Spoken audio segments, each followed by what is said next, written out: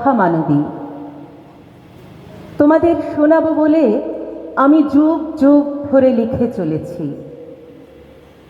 আমি গার্গী, আমি মৈত্রেয়ী, আমি বিবাহ মন্ত্রের কন্যা সূর্যা।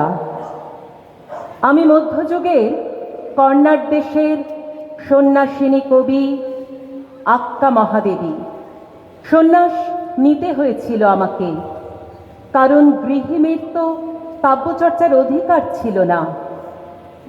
আমি মীরাবাই, কৃষ্ণপ্রেমের জন্য কত যে পীড়ন সহ্য করেছি সে তোমরা জানো, আমি উমরাও জান।